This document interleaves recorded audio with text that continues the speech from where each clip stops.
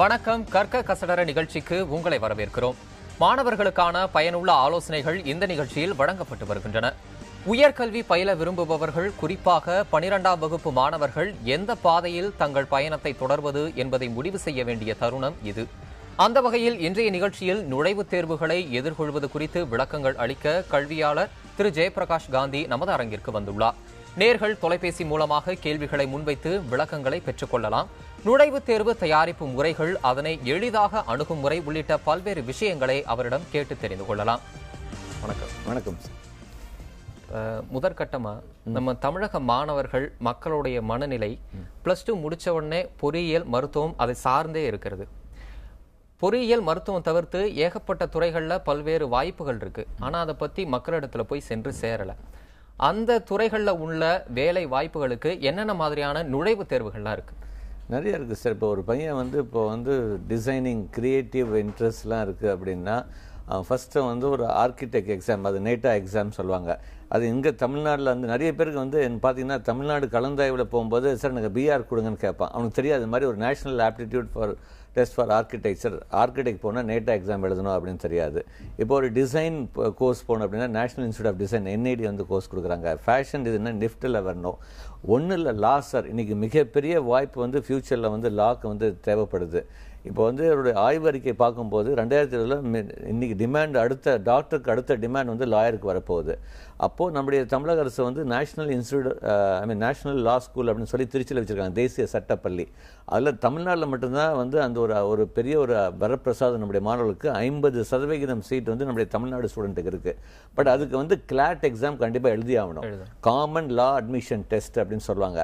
But நிறைய பேருக்கு அந்த மாதிரி ஒரு டெஸ்ட் இருக்குன்னே தெரிய மாட்டேங்குது. போன வருஷம் பார்த்தீங்கன்னா நம்முடைய 50% சீட்ஸில் சீட் ஃபில்லப் ஆகல. ஸோ வாய்ப்பு அதே நீங்கள் பக்கத்து மாநிலத்தில் பார்த்தீங்கன்னா நேஷனல் லா ஸ்கூல் பெங்களூருக்கு 8ஆவதுலேருந்து ப்ரிப்பேர் பண்ணுறான். இங்கே ஓரளவுக்கு எழுதினா கூட நம்ம அவனுக்கு சீட் கிடைக்க வாய்ப்பு இருக்குது. பட் தெரிய மாட்டேங்குது. நானே நிறைய நிகழ்ச்சியில் பார்க்கும்போது கேட்பேன், 3000 பேர் இருக்காங்க, யாராவது கிளாட் எக்ஸாம் அப்ளை பண்ணிங்கன்னா தெரியலங்கிறான். ஸோ இதுல விழிப்புணர்வு கிடையாது. கண்டிப்பா. இதுக்கு முன்னாடி நம்ம நிகழ்ச்சிக்கு வந்த ஒரு கல்வியாளர் கூட சொல்லும்போது, ஸ்காலர்ஷிப், அதாவது உதவித்தொகை வட இந்திய மாணவர்கள் அதிக அளவுல வாங்குறாங்க. தென்னிந்திய மாணவர்கள், குறிப்பா தமிழக மாணவர்களுக்கு இந்த கல்வி உதவித்தொகை பற்றிய விழிப்புணர்வு பற்றாக்குறையாவே இருக்கு அப்படின்னு. அதே மாதிரி இந்த நுழைவுத் தேர்வுகள், இந்த மாதிரி தேர்வுகள் குறித்த விழிப்புணர்வும் குறைவா இருக்குன்னு சொன்னீங்க. இந்த விழிப்புணர்வை பெறுவதற்கு என்ன செய்யலாம்? இல்லை, கண்டிப்பாக இந்த மாதிரி நிகழ்ச்சிகள் நடத்துகிறாங்க. ஆக்சுவலி நான் எப்பவுமே சொல்வேன், ஸ்கூல் இப்போ என்ன ப்ராப்ளம் ஆகிடுச்சுன்னா, நம்மளுடைய சிஸ்டத்தில் நம்ம தமிழ்நாட்டில் நுழைவுத் தேர்வு இல்லைங்க. ஸோ அதனால் எல்லா ஸ்கூல்ஸுமே கான்சன்ட்ரேஷன் பண்ணுறது அவனை +2ல் மார்க் வாங்க வச்சு அவனை பண்ணணும். பட் மிகப்பெரிய வாய்ப்புகள் மற்றதுலேயும் இருக்குது அப்படின்னு சொல்கிறதுக்கு அவங்களுக்கு ஸ்கூல்லேருந்து அவனுக்கு இன்ஃபர்மேஷன் போக மாட்டேங்குது. நிறைய ஸ்கூலில் பார்த்தீங்கன்னா ஆல்மோஸ்ட் ரெசிடென்ஷியல் மாதிரி நடத்திட்டு போகிறாங்க. ஈவன் இப்போ நீங்கள் கவர்மெண்ட் ஸ்கூலில் பார்த்தீங்கன்னா எக்ஸ்ட்ரா ஸ்பெஷல் கிளாஸ் வைக்கிறாங்க 10th 12th. பிகாஸ் ஏன்னா அந்த ரிசல்ட் கொண்டு வரணும். அப்போ தான் நம்ம 90% பாஸ் இந்த மாதிரிலாம் கொண்டு வர முடியும். ஸோ அப்போ இருக்கும்போது அவனுடைய மெயின் ஸ்ட்ரெஸ்ஸே அவனுடைய +2 போர்டு எக்ஸாம் பற்றி தான் இருக்குது. ஸோ அவனுடைய விழிப்புணர்ச்சி ஃபார் இன்ஃபர்மேஷன் ஃபார் ஹையர் அவனுக்கு கிடைக்க மாட்டேங்குது. ஸோ ஸ்கூல்ல இருந்து நாம பண்ணா கொஞ்சம் நல்லா இருக்கும். பள்ளியில இருந்தே பண்ணா நல்லா விழிப்புணர்வு அவசியம் கண்டிப்பா. ஆமாங்க. இப்ப நிறைய மாணவர்கள் நுழைவுத் தேர்வுக்கு தயார் பண்ணும்போது இந்த பொது தேர்வுக்கு எப்படி பப்ளிக் எக்ஸாமுக்கு தயார் பண்ணாங்களோ அதே ரீதியிலான பாணியை தான் கடைபிடிக்கிறாங்க. பொது தேர்வுக்கு தயார் பண்ற பாணி வேற, நுழைவுத் தேர்வுக்கு தயார் பண்ற முறைகள் வேற வேற. கண்டிப்பாங்க டோட்டலி டிஃப்ரெண்ட். நான் எப்பவுமே சொல்வேன், அதாவது இப்போ தியரிட்டிக்கல் நாலேஜ் தான் போர்டு எக்ஸாம்ஸு, என்ட்ரன்ஸ் ப்ராக்டிக்கல் நாலேஜுங்க, அப்ளிகேஷன் ஓரியன்ட். ஸோ நான் எப்பவுமே சொல்லுவேன், board exam will test your knowledge, entrance exam will test your இன்டெலிஜென்ஸ்ன்னு சொல்லுவோம். ஸோ அப்போ இந்த அப்ளிகேஷன் மைண்ட் கண்டிப்பாக அவனுக்கு தேவைப்படுது. புரிஞ்சு படித்தால்தான் அந்த மாதிரி ஆன்சர் பண்ண முடியும். இப்போ கூட நம்ம மக்கள் ஏன் ஸ்டூடெண்ட்ஸ் இப்போ தமிழ்நாட்டில் இந்த வருஷம் chemistry exam tough, biology exam டஃப்லாம் கிடையாது சார். இது தான் கேட்டிருக்காங்க, கொஞ்சம் அப்ளை பண்ணி கேட்டிருக்காங்க. ஸோ அந்த அப்ளிகேஷன் மைண்டு கொஞ்சம் கண்டிப்பாக, ஏன்னா ஸ்டூடெண்ட்ஸ் எதிர்பார்க்கறது போர்டு எக்ஸாம்பிள் அப்படியே புக்கில் கேட்குற கேள்வி அப்படியே கேட்கணுங்கிறாங்க. ஒன்றும் இல்லை, நீங்கள் மேக்ஸில் பாருங்களேன், போன வருஷம் இப்போ இந்த வருஷம் ஒரு மைனஸ் இருக்கிறது ப்ளஸ்ன்னு மாற்றி கேட்டாங்க. ஸோ அது கூட ஸ்டூடெண்ட்ஸ்னால திங்க் பண்ண முடியல.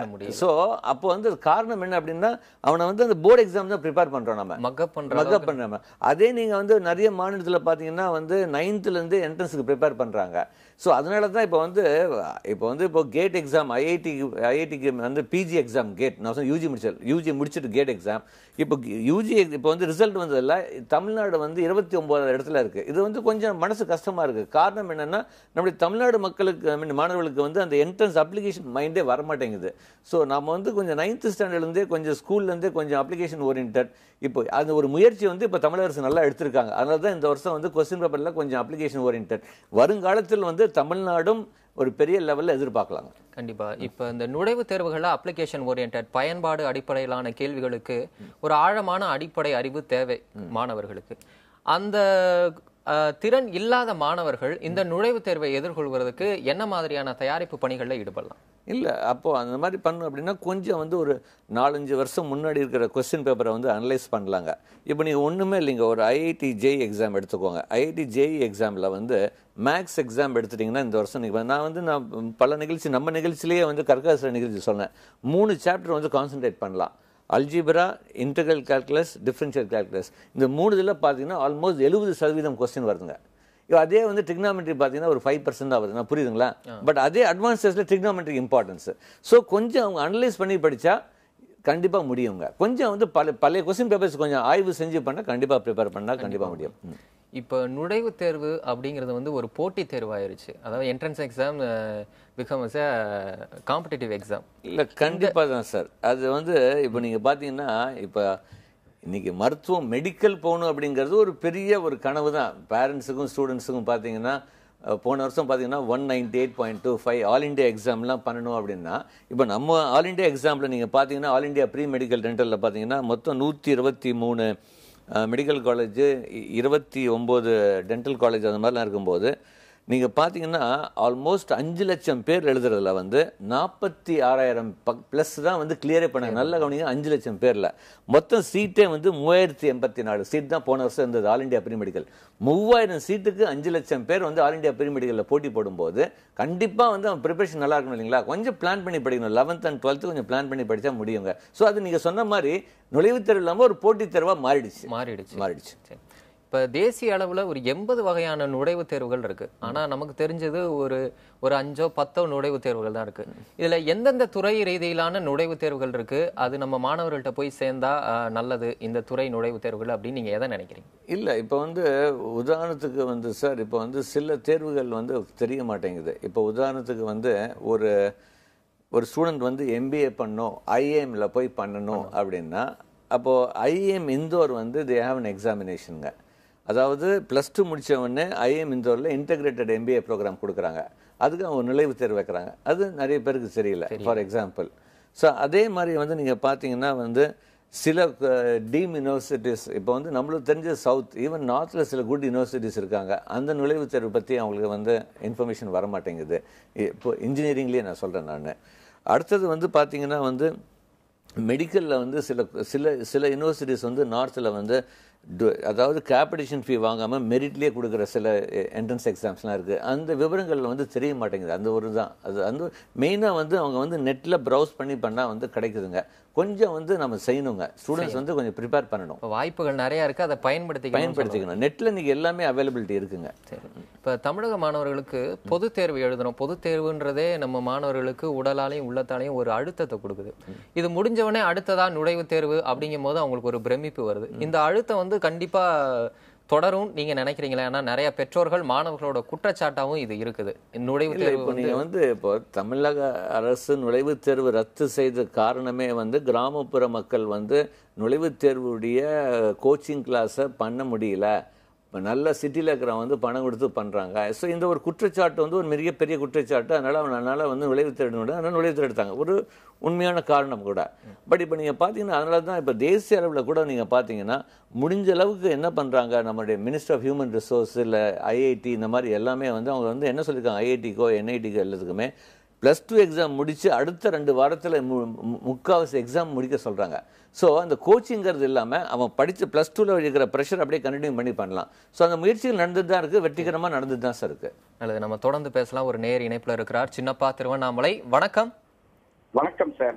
வணக்கம், உங்கள் சந்தேகங்களை கேள்வி சார். நுழைவுத் தேர்வுகள் வந்து இப்போ குறித்து தெளிவாக சொல்லிட்டு இருந்தீங்க. ஆனால் இந்த தேர்வுகளுக்கு வந்து எப்பப்போ அப்ளை பண்ணணும், இது வந்து எந்த வெப்சைட்ல பார்த்தோம்னா நம்ம தெரிஞ்சுக்கலான்றத பத்தி தெளிவா சொல்லிட்டீங்கன்னா நல்லா இருக்குங்க சார். எதிர்காலம் நாங்க கடந்த ஆண்டும் கற்க கசடர நிகழ்ச்சியை நேரா வந்து பார்த்தோம். நான் எல்லா நிகழ்ச்சிகளையும் பார்த்தேங்க. ஆனா இது இப்ப சார் சொன்னாரு கேட் எக்ஸாம்லாம் எழுதணும்னு திருச்சியில இருக்கிறது. இதை கடந்த ஆண்டே சொன்னாருங்க. அந்த வெப்சைட் அட்ரஸ் அதை பற்றிய டீட்டெயில்ஸ் எல்லாம் எதுவுமே எங்களுக்கு சரியா தெரியலைங்க. கண்டிப்பா அதாவதுங்க ரொம்ப சந்தோஷம். அதாவது இப்போ போன வருஷம் இதே நான் கேள்வி நீங்க சொல்லும் போது நீங்க கவனிச்சிருக்கீங்க. அப்போ இன்னைக்கு கூகுள்ல போய் நீங்க வந்து கிளாட் எக்ஸாம் போட்டாலே வருதுங்க. இல்ல தமிழ்நாடு நேஷனல் லா ஸ்கூல் திருச்சின்னு போட்டா கூட வருது. அதுல லிங்க் கொடுத்துருக்காங்க. ஸோ நாம தான் முயற்சி எடுக்கணுங்க. அடுத்தது வந்து எல்லா இன்ஃபர்மேஷன் வந்து நீங்கள் கூகுளில் சர்ச் பண்ணி எடுத்துக்கலாம். பட் ஒன்று நல்லா புரிஞ்சுக்கோங்க. இப்போ யாராவது 11th to 12th போகிறோம் அப்படி நல்ல அருமையான கேள்வி சார். அதாவது எப்போ இருந்து ப்ரிப்பேர் பண்ணணும்னா, இப்போ வந்து ஐஐடி ஜேஇ எக்ஸாம் வந்து நிறைய பேர் வந்து அதாவது டேட் முடிஞ்ச பிறகு இப்போ கேட்குறாங்க. இப்போ ஒரு பையன் எழுதணும் கூட முடியாது, புரியுதுங்களா? இப்போ ஒரு கிளாட் எக்ஸாம்னு எக்ஸ்டெண்ட் பண்ணாங்க. இப்போ இன்ஃபேக்ட் போன வாரம் வந்து எக்ஸ்டெண்ட் பண்ணாங்க கிளாட் எக்ஸாமுக்கு.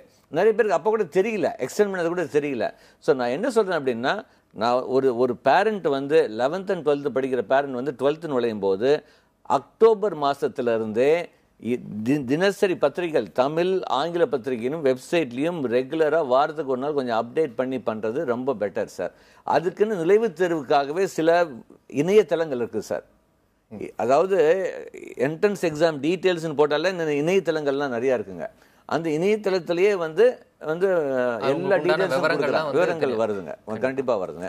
ஏன் நம்மளுடைய புதிய தலைமுறை கல்வி அந்த பத்திரிகையில கூட புதிய தலைமுறையுடைய வெப்சைட்லயே நம்ம நிறைய போட்டிருக்கோம். கண்டிப்பா. அடுத்து ஒரு நேயர் ஜெயலட்சுமி ஜெயங்கொண்டம். வணக்கம் சார். வணக்கம் சார். வணக்கம். உங்க சந்தேகம் சார், எங்க பையன் ஆர்கிடெக்சர் படிக்கணும்னு சொல்றான் சார். சரி, அதுக்கு என்ட்ரன்ஸ் எப்படி எழுதுறது? நாங்க கோச்சிங் கிளாஸ் எதுவும் அனுப்பல சார். இல்லை, கண்டிப்பாக ஒரு நல்ல கேள்விங்க. ஒன்று வந்து சிவில் ஆர்கிடெக்ட் இதுக்கெல்லாம் மிகப்பெரிய வாய்ப்பு வருதுங்க. அதாவது இப்போ வந்து நிதி ஆயோக்னு சொல்லி பிளானிங் கமிஷன் அவங்க சொல்லும்போது இந்தியா வந்து 5 இதில் வந்து க்ரோ ஆக போகுது. Energy sector, energy, power, infrastructure, health, agriculture, IT enable service. அப்போது வந்து நம்ம ஆர்கிடெக்ட் வந்து கண்டிப்பாக ஒன்று எடுக்கலாம். இப்போ ஆர்கிடெக்ட் நீங்கள் வந்து நம்ம தமிழ்நாட்டில் நீங்கள் படிக்கணும் அப்படின்னா ஃபஸ்ட்டு வந்து நேட்டா எக்ஸாம் அப்படின்னு இருக்குது, national aptitude test for architect. இது வந்து ஒரு ஆன்லைன் எக்ஸாமினேஷன். நீங்கள் வந்து ஆர்கிடெக்ட் கொடுக்குற ஒரு கல்லூரியிலையோ இல்லை வந்து நீங்கள் கூகுளில் போய் நேட்டா எக்ஸாம் போட்டிங்கன்னா லிங்க் கிடைக்கும். அந்த நுழைவுத் தேர்வை கண்டிப்பாக எழுதணும். அந்த நுழைவுத் தேர்வு வந்து 200 மார்க். அந்த 200 மார்க்கில் மினிமம் 80 மார்க் வாங்கினா தான் தே ஆர் எலிஜிபிள் ஃபார் அட்மிஷனுங்க. Even for management seat. நீங்கள் மேனேஜ்மெண்ட் சீட்டுக்கு போனாலும் 200க்கு 80 மார்க் வாங்கணும். இப்போ இன்னொரு கேள்வி நீங்கள் கேட்கலாம், சார் ஃபர்ஸ்ட் அட்டம்ப்ட்ல நான் 75 தான் வாங்கியிருக்கேன், எனக்கு நான் இன்னொரு தடவை எழுதிடலாமா ஜூன் மாதம் முன்னாடி அப்படின்னா தாராளமாக எழுதலாம். பட் எழுதும்போது உங்கள் பையன் வந்து இப்போ வந்து அடுத்ததில் 82 மார்க் வாங்கினா கஷ்டம். அவங்க வந்து ஃபஸ்ட்டு டெஸ்ட்டும் நெக்ஸ்ட் டெஸ்ட்டும் எழுதுறது ஆவரேஜ் வந்து 80க்கு மேலே இருக்கணும். 3 டெஸ்ட் வந்து 3க்கு வந்து ஆவரேஜ் வந்து 80க்கு மேலே இருக்கணும். ஸோ அது எனக்கு புரிஞ்சுக்கணும். ஸோ 80 வந்து டெஃபினட்டாக வேணும் ஆவரேஜ். அடுத்தது நம்ம வந்து அண்ணா பல்கலைக்கழகத்தில் ஆர்கிடெக்டுக்கு தனி கலந்தாய்வு நடத்துகிறாங்க. அது நிறைய பேர் புரியல. இப்போ கூட இப்போவே நான் சொல்லியிருந்தேன், நிறைய பேர் வந்து நீங்கள் பொறியியல் கலந்தாய்வில் எனக்கு ஆர்கிடெக்ட் கேட்குறீங்க. கிடையாது, ஆர்கிடெக்டுக்கு தனி அப்ளிகேஷன் கொடுக்கணும், தனி கலந்தாய்வு நடத்துகிறாங்க. அது கட் ஆஃப் வந்து 200, மொத்தம் 200 நேட்டா எக்ஸாம், 200 வந்து உங்களுடைய டோட்டல் மார்க்ஸ். நீங்கள் 1200 வாங்குறீங்க, அது 200க்கு பண்ணுவாங்க. ஸோ மொத்தம் 400க்கு. இதில் ஒரு சின்ன இன்ஃபர்மேஷன் கொடுத்துட்றேன். இப்போ வந்து நிறைய பேர் நினச்சிக்கிறாங்க ஆர்கிடெக்ட் வந்து மேக்ஸ், ஃபிசிக்ஸ், கெமிஸ்ட்ரி இருந்தால் தான் அப்போ வந்து ஆர்கிடெக்ட் போக முடியும். கிடையாது.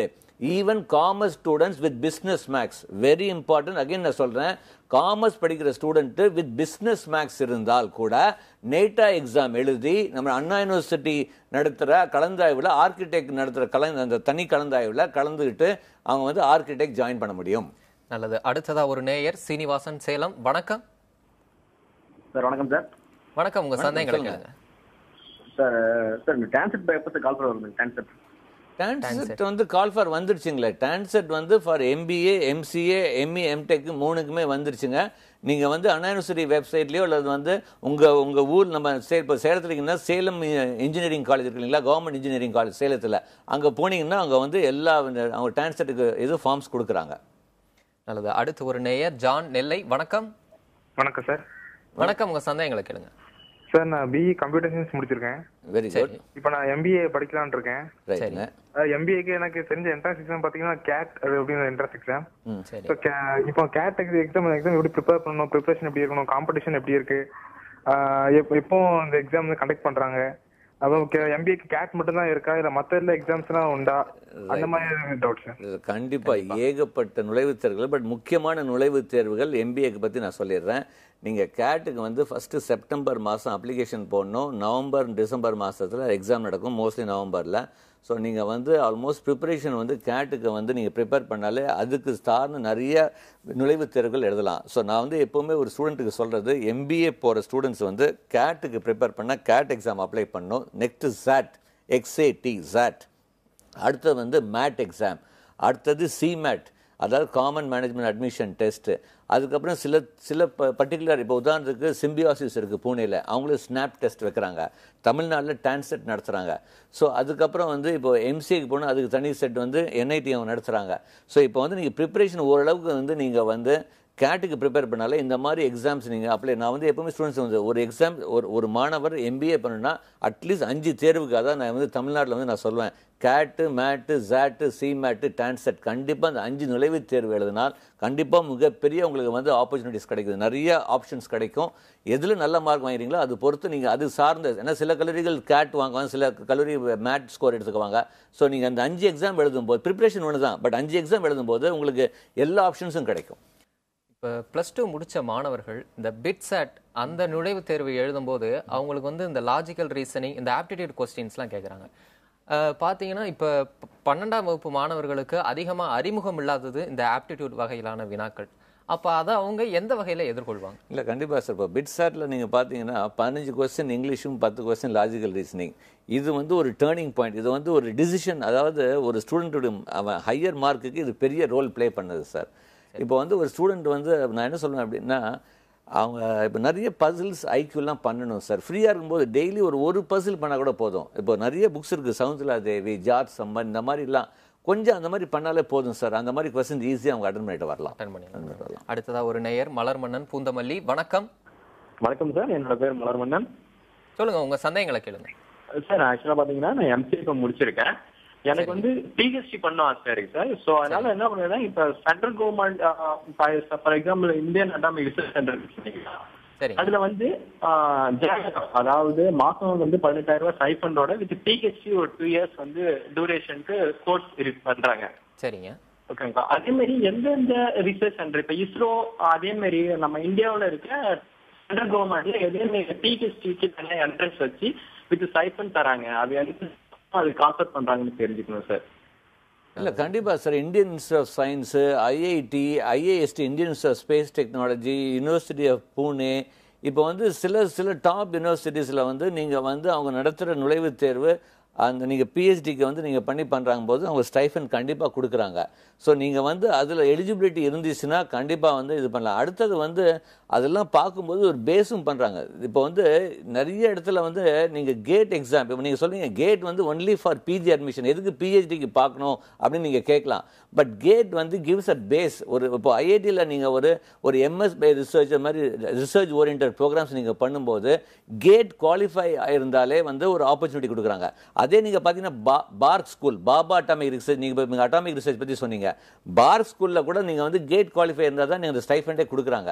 ஸோ நான் வந்து எப்பவுமே சொல்லுவேன், நீங்கள் வந்து நீங்கள் கேட் குவாலிஃபைங்கிறது எம்எஸ்சி ஸ்டூடெண்ட்டும் கேட் எழுதலாம், பிஇ ஸ்டூடெண்ட்டும் கேட் எழுதலாம். நீங்கள் பிஹெச்டி மாதிரி பண்ணும்போது கேட் வந்து place a very important role. So அந்த இது இருந்துச்சுன்னா ஆட்டோமேட்டிக்காக நீங்கள் பிஹெச்டிக்கு வந்து எலிஜிபிள் ஆனாலும் உங்களுக்கு ஸ்டைஃபண்ட் கண்டிப்பாக கொடுப்பாங்க.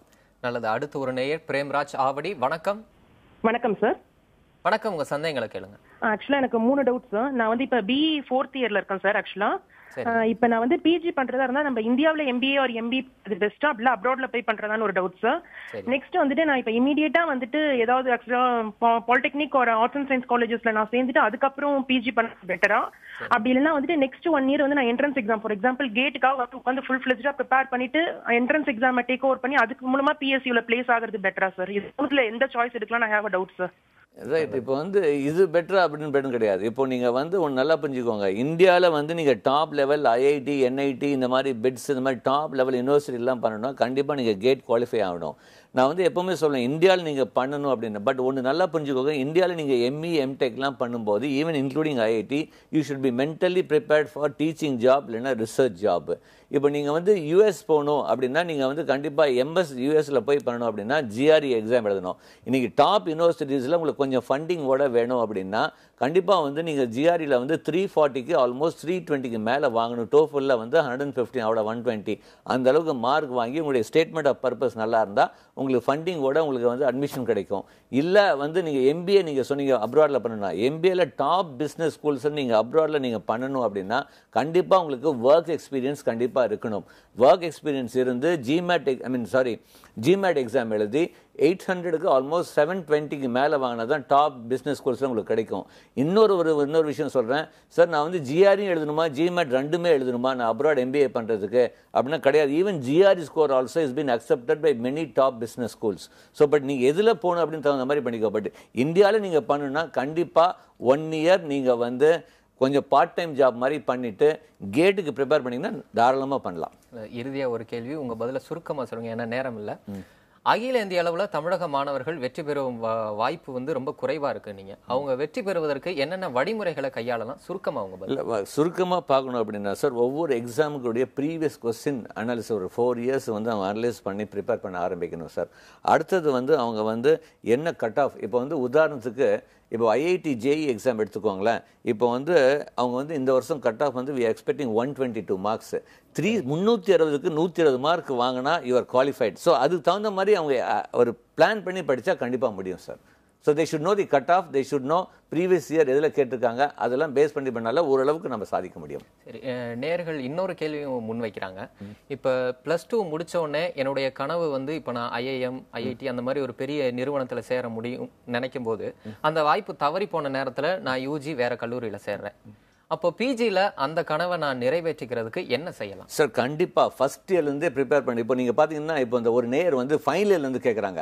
ஏன் நான் எப்பவுமே சொல்லுவேன், ஒரு ஸ்டூடெண்ட் வந்து ஃபர்ஸ்ட் இயர் நுழைஞ்ச உடனே நீ எம்பிஏ பண்ணணும்னா கேட்டுக்கு ப்ரிப்பேர் பண்ணு ஃபர்ஸ்ட் இயர்லேருந்து. நீ வந்து எம்இ பண்ணணுமா ஐஐடி மாதிரி போயிடல கேட்டுக்கு ப்ரிப்பேர் பண்ணணும். ஸோ ஃபர்ஸ்ட் இயர்லேருந்து ப்ரிப்பரேஷன். ஏன்னா பிகாஸ் இப்போ வந்து கேட் பார்த்தீங்கன்னா உங்களுடைய ஃபர்ஸ்ட் இயர் மேக்ஸ்லேருந்து ஃபைனல் இயர் வரைக்கும் இருக்குது. ஏன் ஃபர்ஸ்ட்லேருந்து ப்ரிப்பேர் பண்ணக்கூடாது? ஃபர்ஸ்ட்லேருந்து ப்ரிப்பேர் பண்ணால் கண்டிப்பாக கேட்டை கிராக் பண்ண முடியும் சார். கண்டிப்பாக சார். உங்களுடைய ஆலோசனைகள் அறிவுரைகள் நேயர்களுக்கு பயனுள்ளதாக இருந்திருக்கும். எங்களுடைய அரங்கிற்கு வந்து உங்களுடைய ஆலோசனைகளை வழங்கியமைக்கு நன்றி.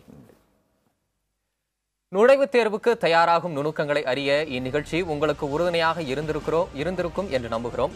12ஆம் வகுப்பு மாணவர்கள் வாழ்வின் அடுத்த கட்டத்தை நோக்கி பயணிக்க உள்ளனர். எனவே சரியான வழிமுறைகளை கைக்கொள்ள வேண்டியது அவசியம்.